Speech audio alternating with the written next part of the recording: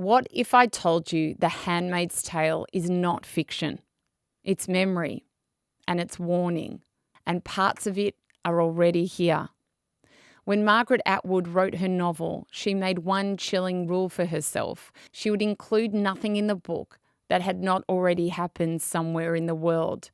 No exaggeration, no fantasy, just facts in disguise. And that is what makes this story so terrifying, because it isn't imagining the future, it is reflecting the past, and it is holding up a mirror to now. Forced childbirth. It happened in Romania. Women were banned from contraception, banned from abortions, forced to have child after child for the state. The white bonnets, they look symbolic, but real women in Ireland were locked away in Magdalene laundries, shamed for their sexuality, separated from their children, used for their labour, silenced by the church and the state. Women punished for reading, still happening in Afghanistan, in Iran, in parts of the world right now. Girls are banned from school, books are pulled from shelves, and knowledge is seen as a threat. And when you think about that, really let it sink in. It becomes impossible to watch The Handmaid's Tale and say that could never happen here. Because the truth is, it already has. And in some places, it still is.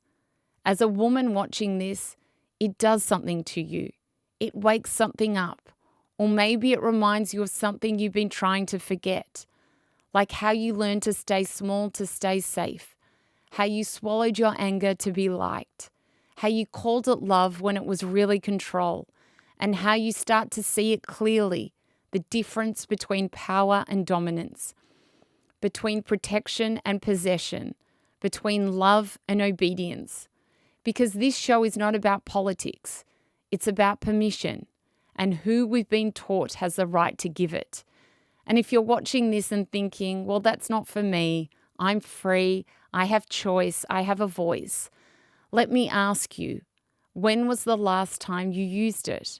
When was the last time you said no and didn't explain yourself? When was the last time you stood up for someone else's pain?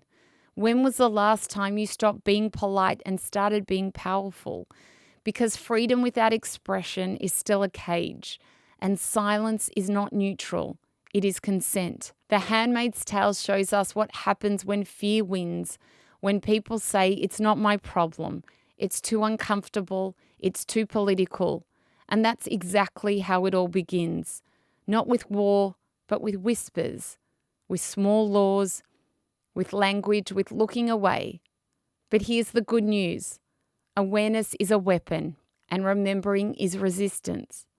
So yes, watch the show, feel the fire, let the rage rise, but don't stop there. Ask yourself, where in your life are you still waiting for permission, still playing nice, still handing over your power in tiny ways every single day? Because real freedom, the kind no one can take from you, starts inside. The Handmaid's Tale is not a story about what might happen. It's a reminder of what already has, and a wake-up call to make sure it never happens again. Not on our watch.